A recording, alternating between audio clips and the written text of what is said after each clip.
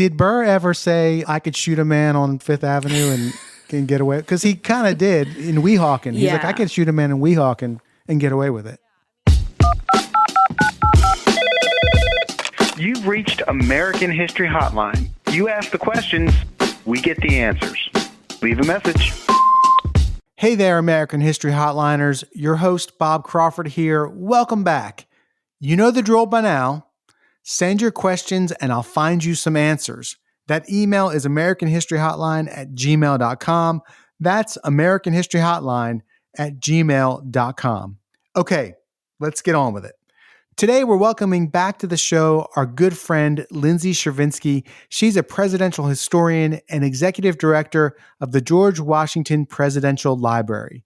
She's also the author of the book, Making the Presidency, John Adams and the Precedents That Forged the Republic. Hey, Lindsay, welcome back to the show. My pleasure. Thank you for having me. I hope you can help us answer a question we got from a listener. They asked, was dueling a really big part of American history, or was it just something that happened in a few famous instances like Burr and Hamilton? That is a great question. Happy to answer it. So, dueling was much more prevalent than just a couple of instances. It did tend to shift over time and was more prevalent in certain areas than others, especially as American history progressed. So, was it normal for people to die in the duels? I mean, I read somewhere that sometimes they would throw their shot away.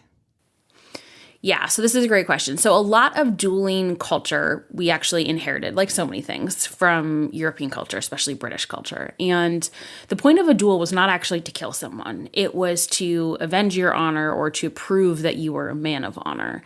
And that didn't require death. It didn't even require necessarily hitting flesh. It just required a demonstration that you were willing to engage in this activity.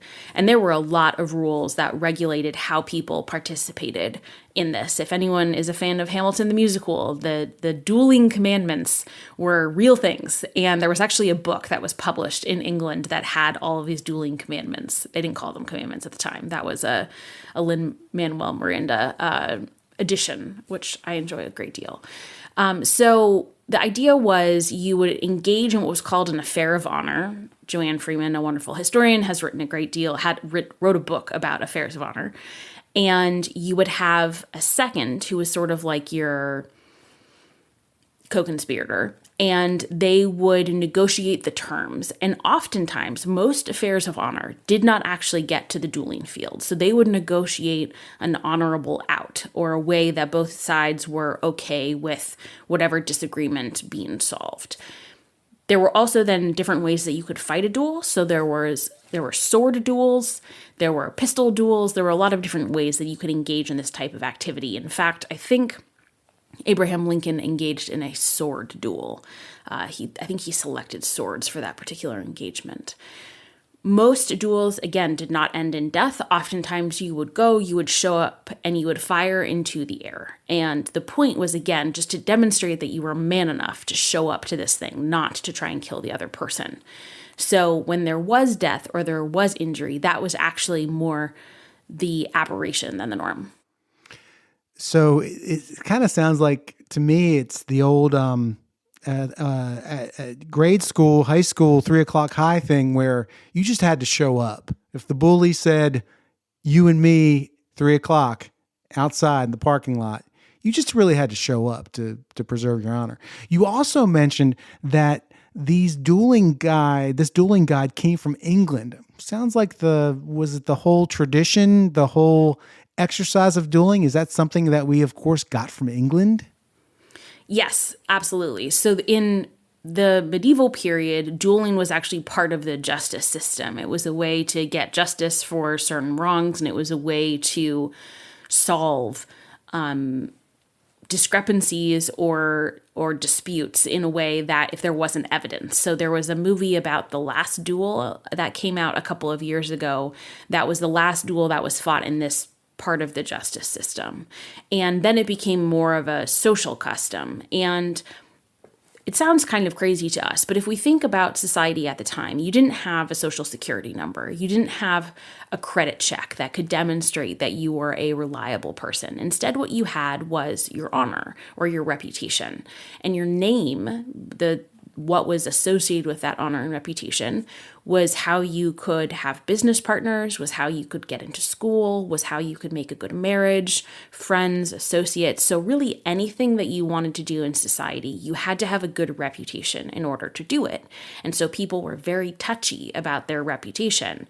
And for men in particular, and in certain cultures this was especially prevalent, your honor was a huge part of your reputation. So especially in military cultures, so among the military set, the officers in the Continental Army, honor was really essential. And then as American history progressed, honor became an especially big part of Southern culture. And there was a lot of overlap because a lot of elite Southerners also served in the military. So we can't say that it was just one thing. But that honor, the defending the honor, was a huge part of maintaining your reputation as a man in American history. When Tocqueville came to America, he had dinner with John Quincy Adams, and he asked him about slavery. And Adams said that essentially that slavery created equality in Southern white culture, created Southern equality, but it also bred laziness. Adams said that they devote themselves to bodily exercise, to hunting, to racing. They are vigorously constituted, brave, full of honor. What is called the point of honor is more delicate there than anywhere else. Duels are frequent. Yeah, absolutely. I mean, he was totally right. And I think partially this is a reflection of his New England sensibility. So the first duel was actually fought in Massachusetts because that was one of the early colonies, of course. But by the time John Quincy Adams was alive, New England tended to have fewer duels. Not that they had none, but this sense of honor had kind of gone on the outskirts, and some of the states had started to take action to try and limit who could duel, where they could duel. And so it was frowned upon in some of the New England states. And as it shifted farther south, you tended to see more of these duels. And especially by the time John Quincy Adams was in public service in the 1820s and 1830s, it was much more prevalent in the South than in the North. So our listener really wants us to talk about the Burr-Hamilton duel. So what was behind that? How did that transpire? So Burr and Hamilton had known each other for a very long time.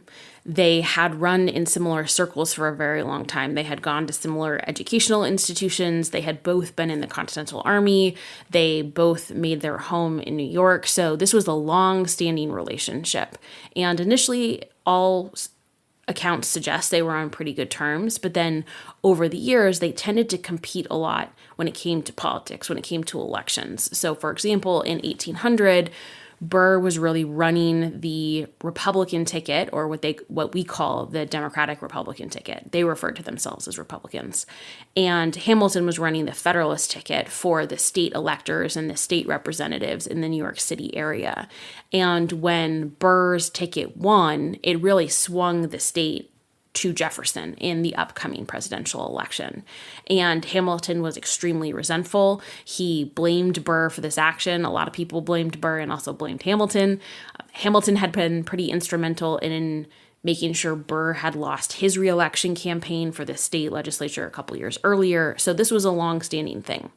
Once the election of 1800 was over and Burr and Hamilton continued to live in New York City, the big shift, I think, occurred in their relationship when there was a contested election. And Burr and Jefferson were tied in this is early 1801. And Hamilton really pushed his fellow Federalists to support Jefferson because he felt like Burr had no principles. That's a pretty damning statement, especially for someone who cares about their honor. And the conflict only continued to escalate over the next couple of years. And that was really sort of the background behind their dueling behavior. This is an iHeart podcast. Guaranteed human.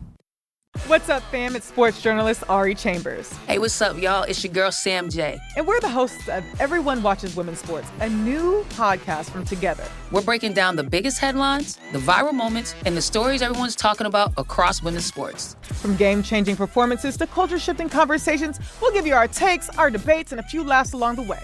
Because everyone watches women's sports.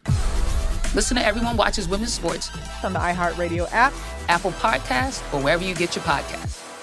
Joy is essential, and it's also elusive. But now, there's a new and exciting way to start your journey toward a more joyful existence. Joy 101. It's a new podcast hosted by me, Hoda Kotb. If you're craving inspiration to maximize your joy, tune into these candid, uplifting, and moving on-air chats. Open your free iHeartRadio app, search Joy 101, and listen now. Joy 101 with Hoda Kotb is presented by CVS.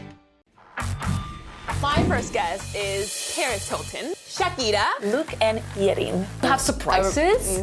Many surprises. Welcome to the Sweet 305 podcast, where the group chat comes to life. What up? You're the only person I know that loves a yellow Starburst. It's lemonade. This is Sweet 305. Here, oversharing is encouraged. Listen to Sweet 305 with Lele Pons on the iHeartRadio app, Apple Podcast, or wherever you get your podcasts.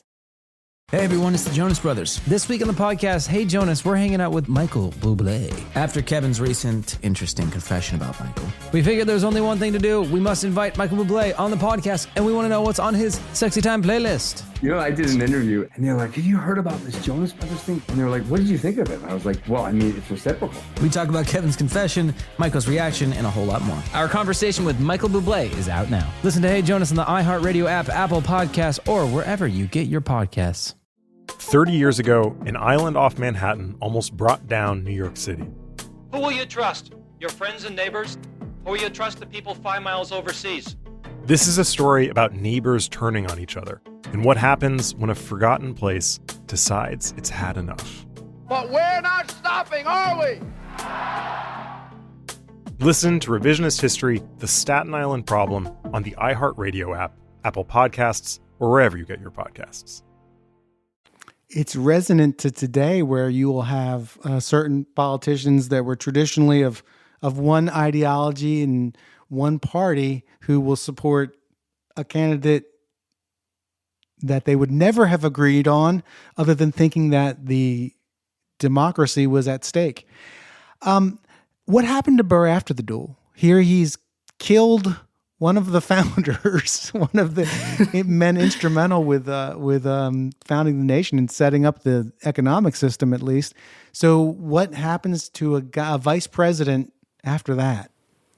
Yeah, so that little bit you just threw in there is pretty essential to this. He was vice president while this duel happened and went on to remain vice president through the end of that term. He was then replaced. Jefferson replaced him because he didn't want him to be vice president. Did Burr ever say, I could shoot a man on Fifth Avenue and can get away? Because he kind of did in Weehawken. He's like, I could shoot a man in Weehawken and get away with it. Yeah, I mean, he legally got away with it. He was not, and he stayed out of New Jersey because there was a question about whether or not charges were going to be brought up against him for killing Alexander Hamilton.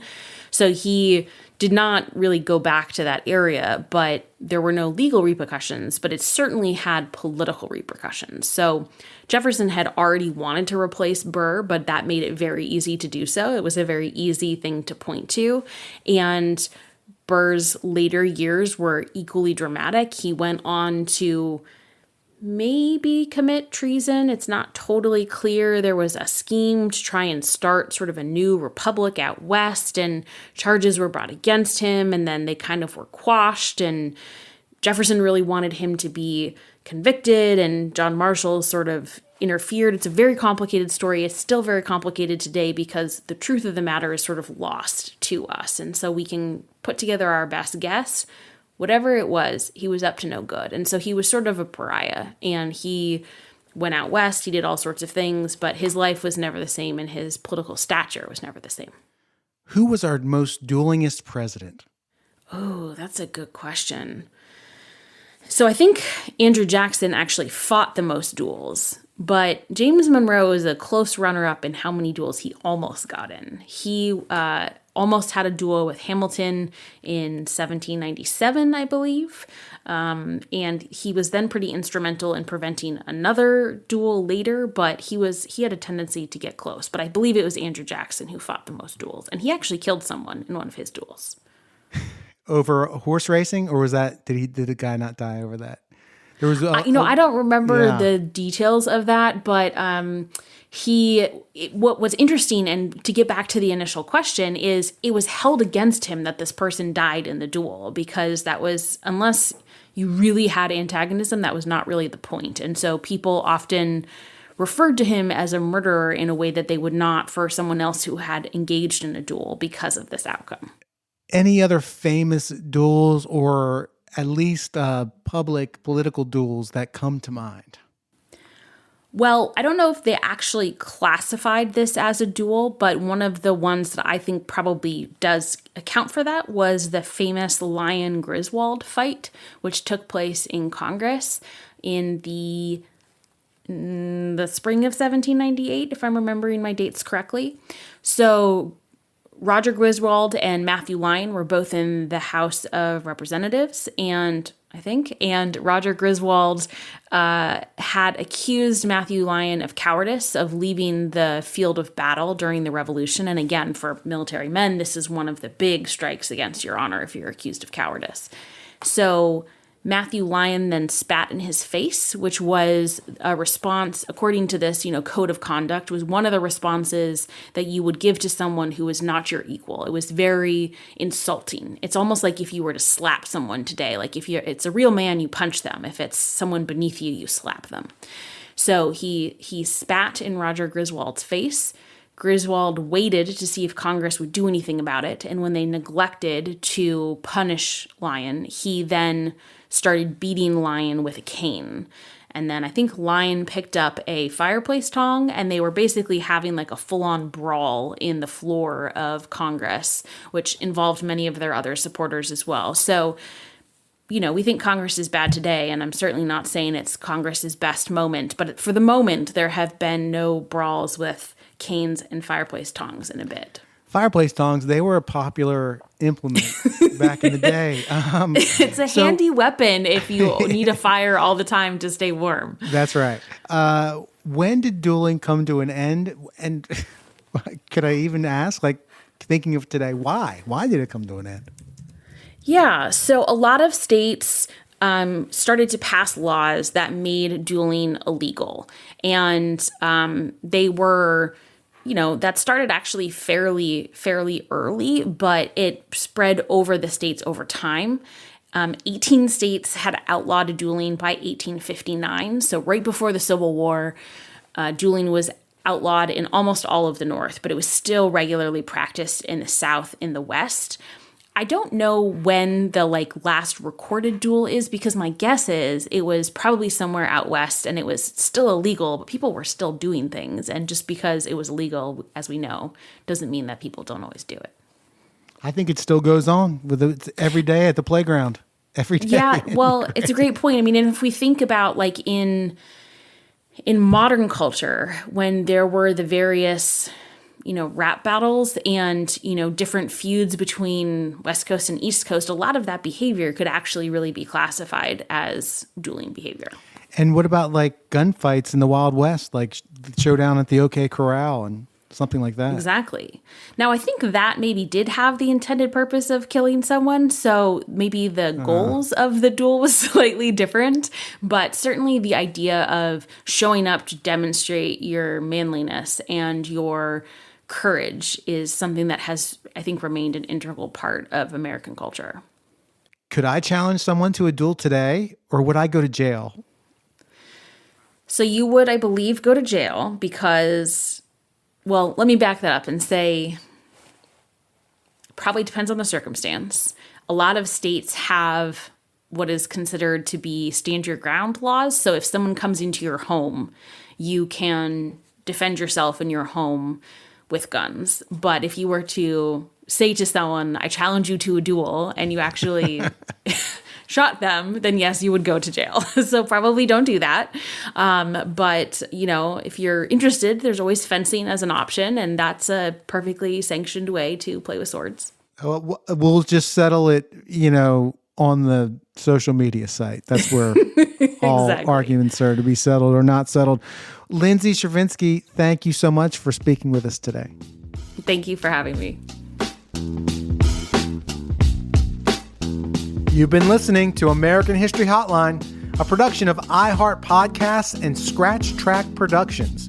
The show's executive producer is James Morrison. Our executive producers from iHeart are Jordan Runtaw and Jason English. Original music composed by me, Bob Crawford. Please keep in touch. Our email is americanhistoryhotline@gmail.com. If you like the show, please tell your friends and leave us a review in Apple Podcasts. I'm your host, Bob Crawford. Feel free to hit me up on social media to ask a history question or to let me know what you think of the show. You can find me at Bob Crawford Base. Thanks so much for listening. See you next week.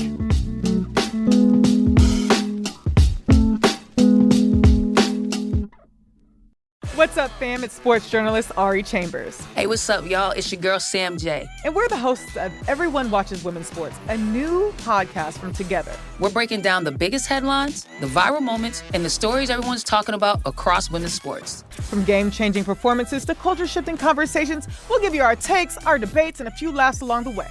Because everyone watches women's sports. Listen to Everyone Watches Women's Sports on the iHeartRadio app, Apple Podcasts, or wherever you get your podcasts. Joy is essential, and it's also elusive. But now, there's a new and exciting way to start your journey toward a more joyful existence. Joy 101. It's a new podcast hosted by me, Hoda Kotb. If you're craving inspiration to maximize your joy, tune into these candid, uplifting, and moving on-air chats. Open your free iHeartRadio app, search Joy 101, and listen now. Joy 101 with Hoda Kotb is presented by CVS.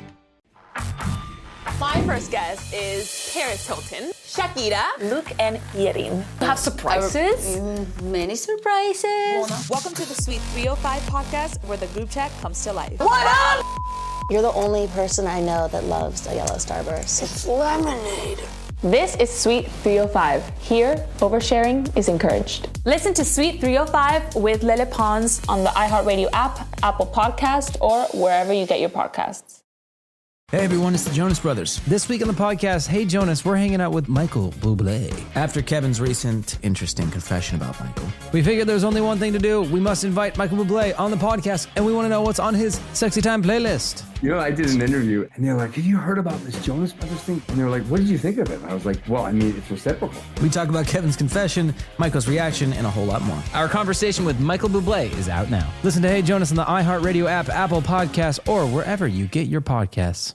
30 years ago, an island off Manhattan almost brought down New York City. Who will you trust? Your friends and neighbors?